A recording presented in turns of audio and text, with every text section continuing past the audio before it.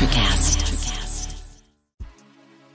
There's a change happening in the way we live, the way we work, the way we spend our money and make our decisions. We are evolving to be more conscious in our actions in a way that serves the world and makes it a better place. Welcome to the Ethical Evolution. The Ethical Evolution podcast is brought to you by Ethical Change Agency. I'm Bindi, I'm the founder, and my mission is to help ethical entrepreneurs and holistic healers to find their voice through spiritual coaching and podcasting. I'm honoured to bring you the stories of those who create change through healing, kindness, innovation, purpose, and spirit. Understanding that to create collective change, we need to be the change. It all begins with us. Corbie Mitleid has been reading since 1973. She has travelled coast to coast and into Canada as a full-time intuitive counsellor and is an inspirational speaker and facilitator. Corbie's certifications and affiliations include Certified Tarot Master, Certified Professional Tarot Reader, member of the American Tarot Association and the Tarot Guild, and ordained minister of the Sanctuary of the Beloved. A trained medium and past life specialist, Corbie is a featured channel in Robert Schwartz's breakthrough series, Your Soul's Plan, Your Soul's Gift, and Your Soul's Love, and is herself the author of Clean Out Your Lifecloset, The Psychic Yellow Brick Road, and You've Got the Magic. Who Needs a Genie? Join Corbie and I as she does a real-time tarot reading and a past life recognition for me with astounding results. Lots of laughs and insights for everyone in this conversation. Welcome, Corbie, to the Ethical Evolution. It's great to be here. Thanks for asking. You are so welcome. Now, you're joining us all the way from New York. For those people who don't know who you are and what you do, can you go ahead and tell us? Absolutely. Hi, my name is Corbie Mitleid. I'm a certified tarot master, past life specialist, psychic medium, channel, author, inspirational speaker. I have been reading since I was 18. That's 1973. So basically since Moses was in diapers. This is my full-time job. I read between 800 and 1,000 people a year. I take my work seriously. Me, not so much. And I knew I would love chatting to you because I have a big circle of psychics surrounding me in my life, and also have some psychic capabilities myself. So I always love connecting with people like yourself. Now, I'm always curious with people who are dabbling in metaphysics and that kind of stuff. How did you get into it? That's the 30-second elevator speech.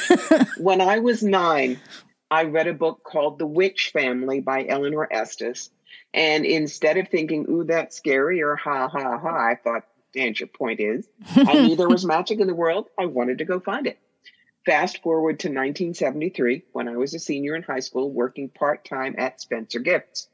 That was the year Live and Let Die came out. And they had the James Bond 007 tarot deck, and I bought it because we were all hippies then. You had your elephant bell bottoms and your David Crosby fringe jacket and your deck. Yep. 5 years later, everyone else had gone on to roller skates and disco balls, but I loved the cards, so I stuck with them. And, through your journey, and you have read so many people, have you got any surprises along the way? Like, is there things that have come through where you've gone, whoa, I know you're a psychic, but are there things that surprise you sometimes where you go, I was not expecting that? Yeah. Oh, yeah. One of my favorite stories. There was a couple I was reading in Kitchener, Ontario, and I was using my cards, and I pulled a card that is the Three of Pentacles. And for those who don't know tarot, usually that is a card that shows a young man working on a stained glass window in a church. The usual meaning is long-term job or mastery or something like that. But instead, I looked at this couple and blinked and said, I have no idea why I'm telling you this, but I think there's a deconsecrated or abandoned church and you need to open up a cafe bakery there. They looked at each other, they looked at me, and they go, oh, yeah, we know which one. We've been arguing about it for 2 years. This is why you cannot let your ego get in the way, because it would say, are you freaking out of your mind? Don't say that. But it was exactly what they needed to hear. Yeah. And I've had many readings with many people who've been on the show or not. And pretty much everything they say is bang on. Like, it is, like, there's very few that don't hit the mark. What do you say to people who are skeptics? Like, those people who are like you just all this hoodoo. Like, what do you say? I smile. I invite them to sit down. And generally, I'll nail them. Yep. If they don't want to do that, they just say, oh, we know you guys all steal money and, that kind of stuff. So I think you're trash. I'll go, thank you for sharing. You may think that if you wish, and turn my back, and they get no more of my attention. Well done. Now, I'm curious as well, because there's actually a meaning behind tarot, isn't it? Like, when you pull a card, there's different meanings behind the cards. Do you want to just give us like the cliff notes on, what the principles are when you do a tarot reading? Sure. Tarot, and remember, there are tarot decks, and now there are also oracle decks, totally different thing. Mm-hmm. Tarot decks have hundreds of years of tradition behind them. A tarot deck will always have 78 cards, 22 majors, and 4 suits with 14 cards each. And certain things mean certain things most of the time. Oracle decks, on the other hand, I love because it's much more loosey-goosey. Yep. The artist can decide how many cards, what the meanings are, and give you some glorious artwork. The key is, remember, the cards themselves are not magic. They are ink on paper. Mm-hmm. It's a doorway that we intuitives look through, and they give us messages. Sometimes it is bang on to the meaning of the card, and sometimes it is left of center, the way it was for the couple in Kitchener. But there are 3 cards that you've got to look at the allegory, kids. You absolutely cannot look at it like, oh my God, that is really going to happen. Mm-hmm. All right. The first one is the devil. Mm-hmm. This is not Mr. Horns in a Tail. It's not even Jack Nicholson in The Witches of Eastwick. It is being bedeviled by something, someone, or some situation, or holding yourself back from your highest and best. The next card is, of course, the Tower. It is not doom, gloom, and destruction. What I do is I explain to people that really is more like the imploding sports stadium. You are not in the United States, so I will not pick a baseball team. But all right, what's your local soccer team? Football, the people you love. Oh, let's say the Broncos, yeah? Fine. The Broncos want to build a new stadium. They have to blow up the old one first and clear the ground. So that's what that card means. There's going to be change. Things will need to be cleared out, but you can rebuild. And then, of course, there's death. Death does not mean you're going to be hit by a bus on Tuesday. Mm-hmm. It's death of an old way of life, death of what you've outgrown, or death of what was never you in the first place.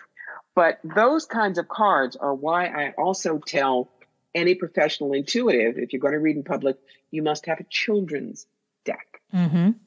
Because if Barbara is sitting with me and she's got a little 2-year-old Muffin on her lap going, Mommy, Mommy, Mommy, I got a card. And she goes, well, you let the kid pull a card, please. And I go, oh, look, Muffin, the kid's going to have nightmares.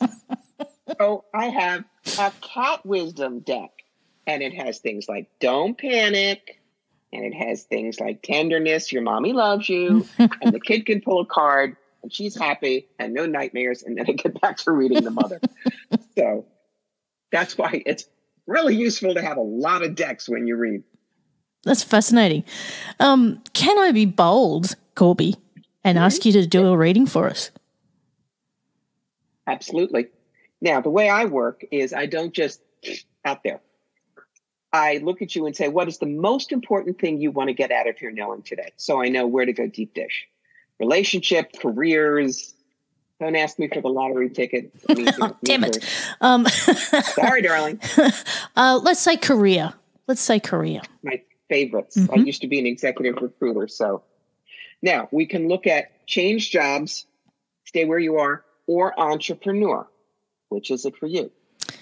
Well, it's a bit of a mix for me because I have two lives basically, but I'd like to see. Look at your entrepreneur one. Yeah, that's what I was going to say. Yeah, you knew that, right? Okay. So a lot of people who are not really skilled will pull 3 cards and say, wait until January and fire the second redhead. What the hell? Now, I have a card for you. Do you have any partners in the business or is it just you? Just me. Card for the energy around the business, the brick and mortar location, how to market it, clients, competition. Do you have any staff? No. Finances, what you need to know, and best possible outcome. Notice I asked about partners and staff because if you did, they'd have their own cards. Okay, so your energy. Baby, you love this work. This is pure glee for you. There's nowhere else around it. Energy around the business.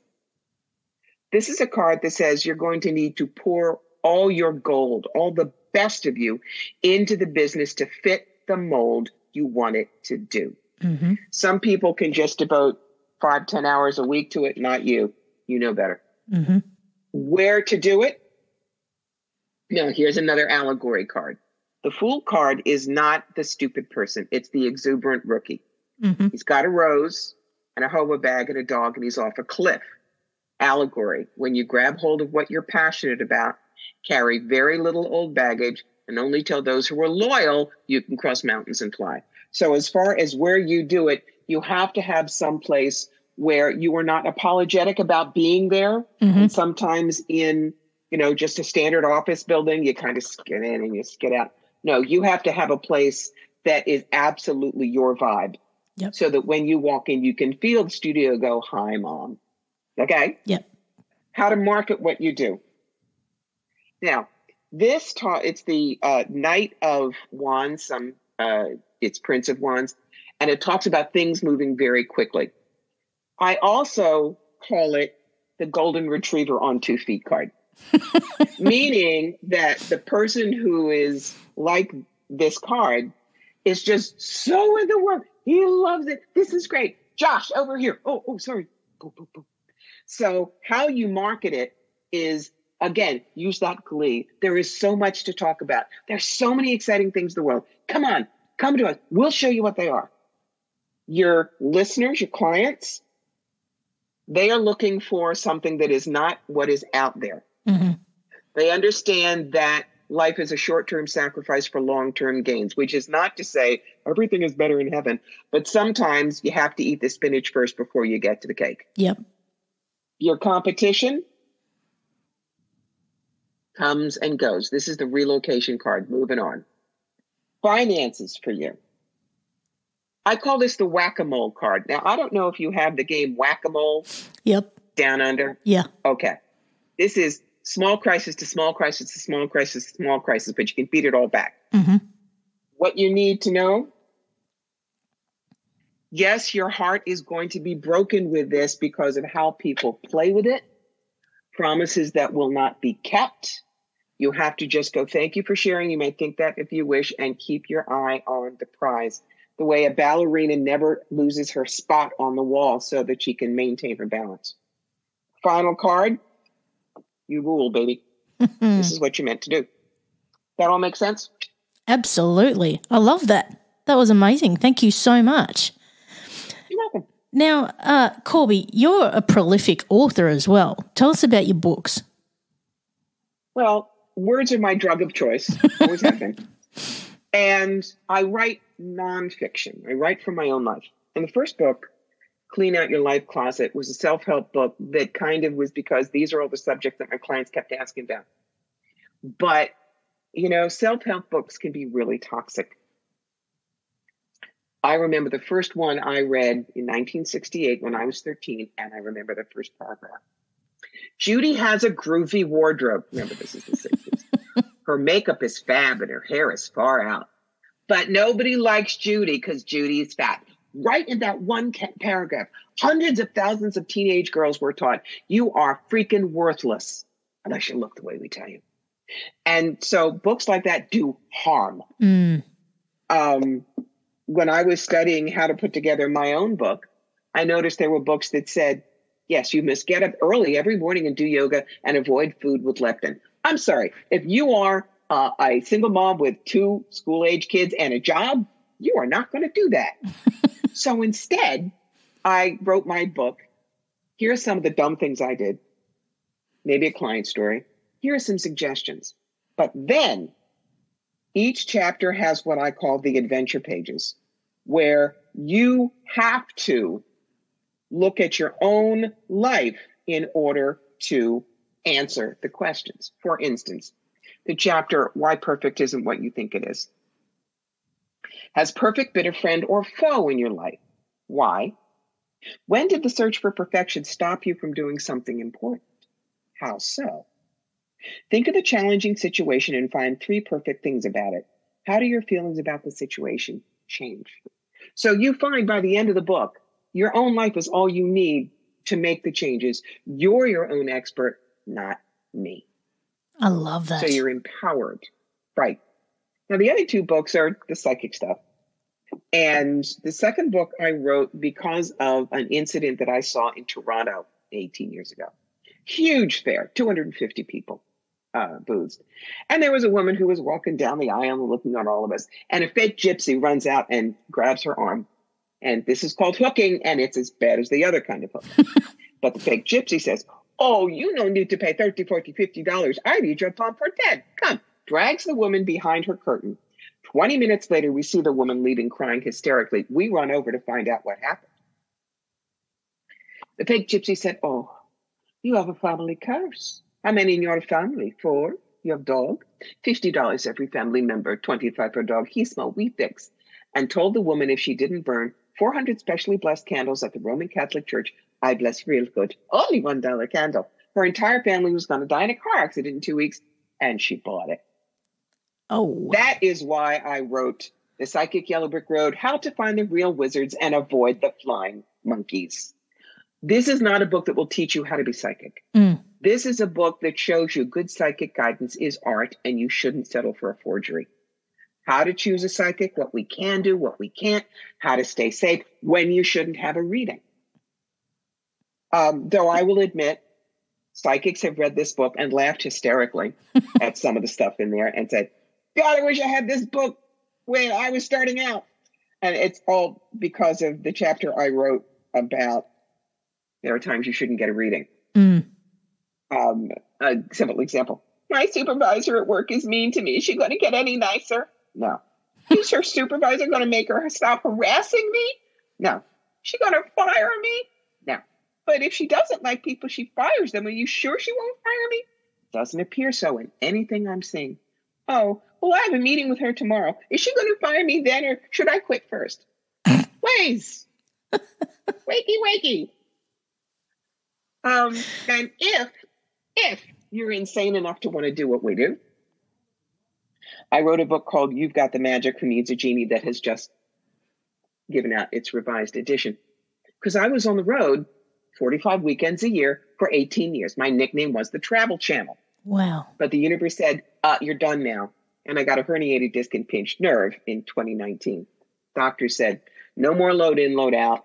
You can't be 10 hours in the car. So I shoved everything online within 4 months. And what happened in 2020? But the years of murder hornet bingo and hold my beer. Everybody who was still on circuit tanked. I was just fine.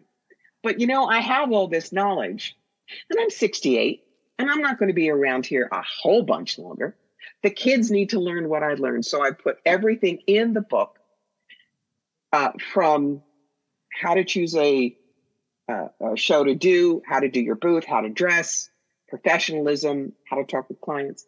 But there are also some things in here that I call Corbie Gets Candid that you wouldn't find in any kind of a normal book. Now, I always have a sign-in sheet at my table, your name and your birthday and email, and is this your first time with me? And I always have you fill it out. And that's because years ago in London, Ontario, I read a young man who did not like what I told him. The next day, I found an anonymous death threat on my table. but it was handwriting. We matched it up with my sign-in sheet, handed it over to the provincial police, and they took care of it. No, just because this is what we do, it's not all glurpy purple with angels, kids.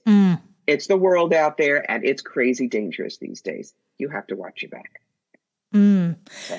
And what do you do in instances where you pick up on something for someone and it's not great news? What do you do? I always say, here's your opportunities and how to grab them. Here's the tough stuff. Here's how to get through order around it. Here's your toolbox. Go rock and roll. Okay. I have been through 3 bouts of breast cancer, 2 divorces, the death of my parents, rape, poverty, and abuse. And I'm on the other side of it. And it has made me the deeply compassionate, wise woman that I am. So I'm not going to tell you, oh, it sucks. You're stuck. Because that influences your free will. I'll tell you everything I see, but then you have to decide what to do with it. Perfect example is the does Bruce love me question, which is 95% of what I get. It'll be a card for them, Bruce, the relationship, what they need to know, and best possible outcome. And if they go, I still don't know, I'll pull my 3 threes. 3 cards is status quo. You do nothing, you just kind of bumble along. 3 cards for the come to Jesus meeting, and you do a line in the sand, and it's counseling. 3 cards for hasta la bye-bye. It's been nice, but I'm out of here. Now, I could see on the leave trio the Beetlejuice sign saying go here. But I have to zip it because it's her free will. And if she says, I guess I'll stick it out for a while, that's her choice and I cannot get in the way of it. The only exception is if she says that she's being gaslit or abused. And then the reader's turban comes off and my reverend collar goes on and I cancel her on covenant. Yeah. But that's it. The rest of it has to be her choice. Absolutely. And, you know, you were touching on there about how to find a psychic that's suitable for you. And there's an element of your own intuition that has to come into that, isn't there? Like, yes, you would know when you sit down with someone, something doesn't quite feel right here. That's one of the reasons that I especially teach when you go into an expo and you don't know any of us. I tell you that you have to be good puppies. First, you do your walkies, and that's where you walk all around and you take a look at us. You don't necessarily have to talk to any of us. Then you get paper trains. You pick up rack cards from all of us for whatever it is that we do. You sit down, you read those, you go back and you talk to us if we're free. Otherwise, talk to our front people. But remember, we hire our front people to say they love us. My first front person was my husband's office manager, Monday through Friday. Do you think that she's going to dismiss his museum director? Probably not. So you want to look for our testimonial books. These are comments. Are we good? Are we kind? Are we funny? Do we have specialties? Would they come back? And the last thing is check in at heart level. If the psychic doesn't feel like they have a brain in their head, they really care about what they're doing, or they're not going, they won't give you good information, don't go there, no matter how cool the wiki will looks on the table. And if nobody rings your chimes there, leave without a reading. There will be somebody else at another time. I promise. Absolutely. Now, you talk about something called a drive-by psychic shooting. Do you want to tell us what that is? Please. All right. There's a show up here. It's the Long Island Medium. Yes. And so you know about that. All right. You see her, excuse me, walking into Wegmans supermarket, and somebody is feeling up the cantaloupes, and she goes, excuse me, you ran Doris? She says you have a bald tire in the back and you're going to die in a week if you don't get it fixed. Just telling you, and walks away. That is so fake. Yeah. Number one, her PR people have to go and scout out all of the Wegmans on Long Island and pick one. Then they interview a lot of people and have them sign legal model releases. Then it's rehearsed 6 times. But people who don't know that think that they have a right to just walk up to a perfect stranger and deliver a message. Who died and made them God? Which is why I teach my people, you tell this person, no, I don't want to hear it. And if they keep bugging you, you go and you find a store manager and you have them, escorted out because they're harassing you. You have to trust us. But at the same time, it can happen even among us. When I'm doing a psychic fair, I'm an A-lister. I read open to close. And by the end of the day, I have a neck ache, and I'm usually doing this. And I promise you, some little dancing raccoon is going to come over and go, hi, I know Reiki. I'll fix it. No, thank you. No, really, I can do this. I'd rather you didn't. Just let me back off. You're not very love and light, are you? Well, you didn't listen. I'm a New Yorker, honey. Don't mess with me. But it's, these are not bad people. They just are letting their ego trump my free will, which again is why no means no. It means it on a date. It means it in a psychic fair. No means no. Some people need to check themselves, don't they? They do. They do.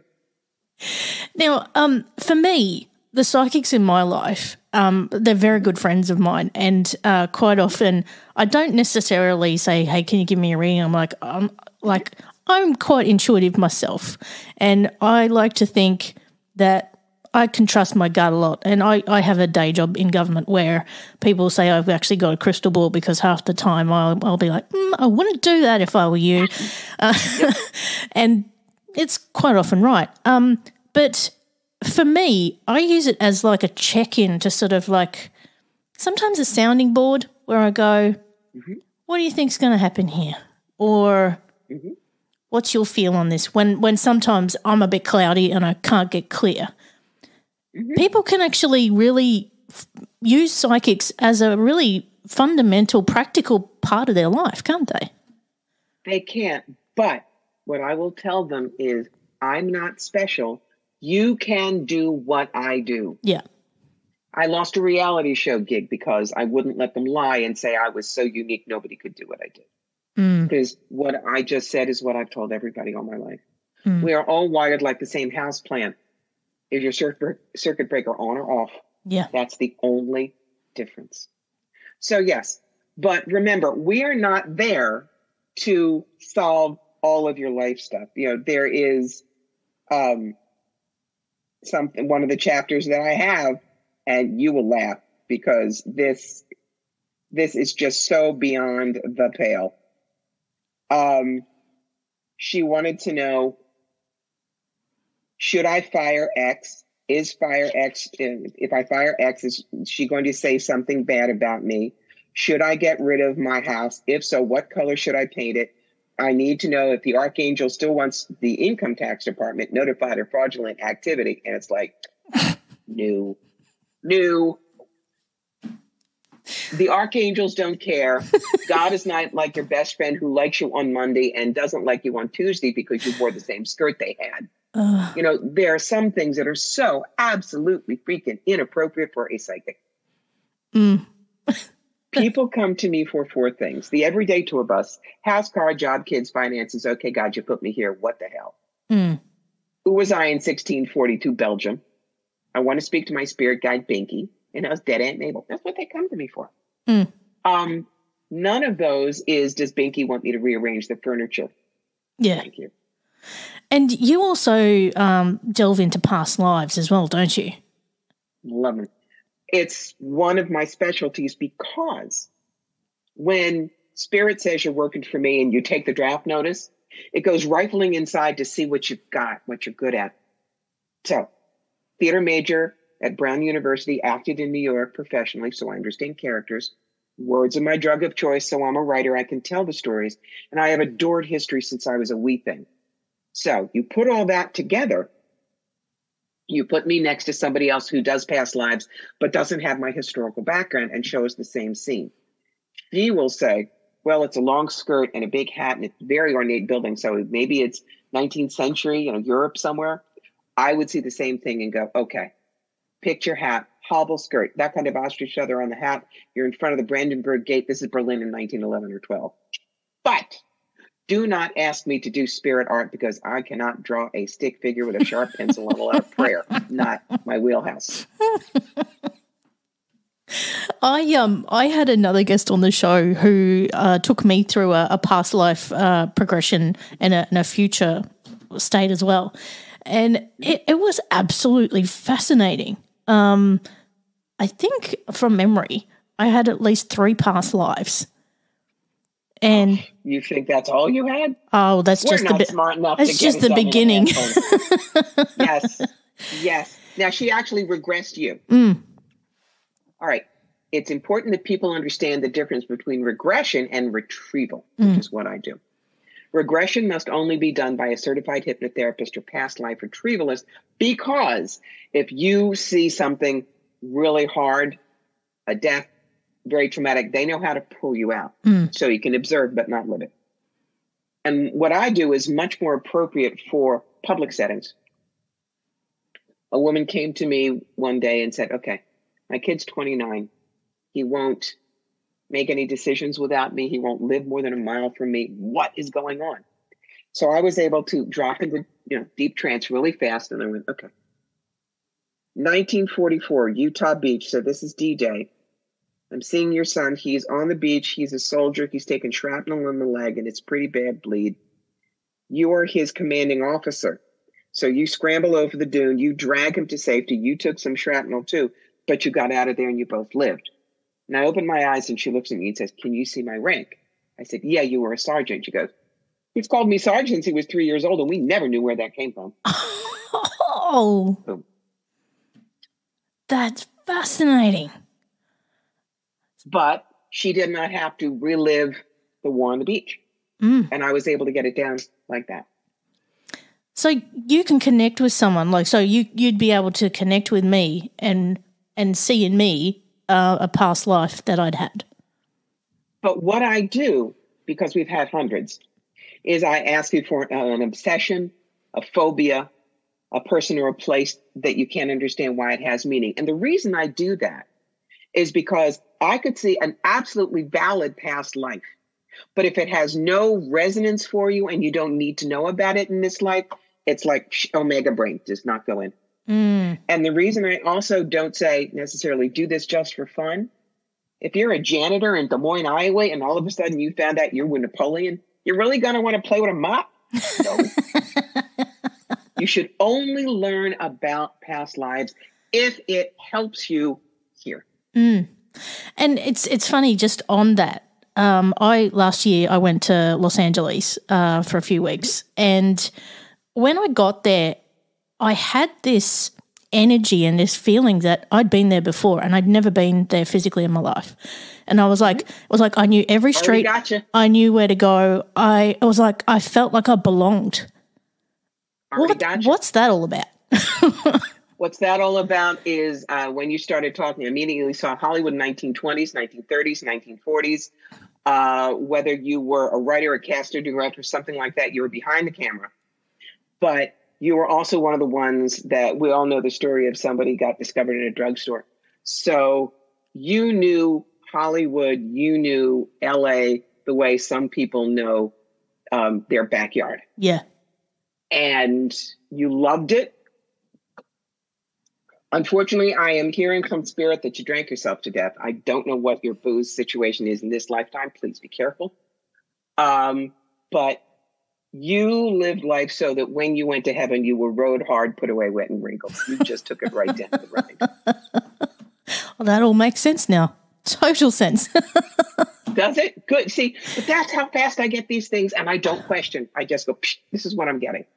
And if it makes sense to you, great. And if it doesn't, I remind people that even the best of us are only 85% accurate. The only one 100% accurate is God, and he doesn't do podcasts. Thank you for solving that mystery for me. I feel so much more comfortable now. About LA or God? Oh, all of the above. Oh, Corbie, I am loving this. Now, if people want to get in touch with you, get a reading, get your books, find out more, where can they go? Oh, they can't avoid me, Bindi. They just can't. Part of the reason you're laughing so much is I have done stand-up comedy about you think psychic life is easy. So, yeah, easy. They can find me at CorbieMitleid.com. There are over 150 articles there, 24 different kinds of readings. You can order my books from there. That's all there. You can find me on Pinterest, Instagram, YouTube. And if you want to work directly with me, there's Patreon. So all you need to do is put Corbie Mitleid in Google and you'll find me all over the place. Amazing. Now, Corbie, I got the last big question for you. What's the change you'd like to see in the world, and how can we bring it to life? Well, I'm not going to talk about the American political situation. I have to zip it. But I would love for people to realize that climate change is the thing. You know, you want mankind to be extinct in 100 years? Live like we're living now. Mm. We only got one of these. And so it doesn't matter how much money you think you want to make. It doesn't matter whether you think that you in a first world country deserves more than a third world country. Well, it's happening there. It's not happening here. The earth is getting sick of the cockroaches and is doing what she needs to do to get rid of us unless we apologize and work with her. Mm. Absolutely. Well, if a pandemic wasn't enough of a wake-up call. Yes. Yeah, exactly. Yeah. Corbie, I have loved every single second with you. Thank you so much for being a part of the Ethical Evolution. I had a blast. Thanks for asking me. Anytime. Thanks for listening to the Ethical Evolution podcast. If you're ready to be the change and would love to work with me on finding your voice through spiritual coaching or creating your own podcast with impact, visit ethicalchangeagency.com.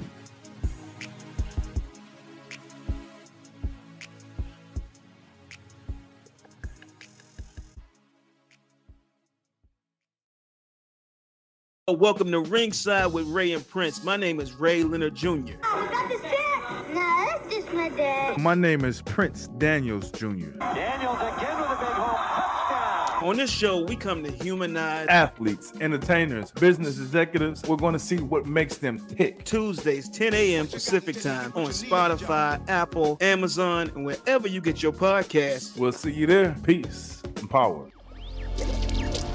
Electric acid.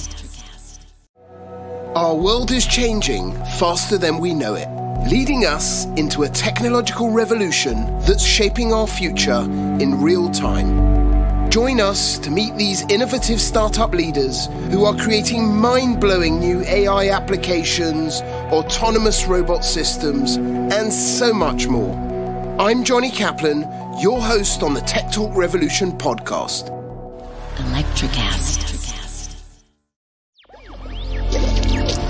Electric acid.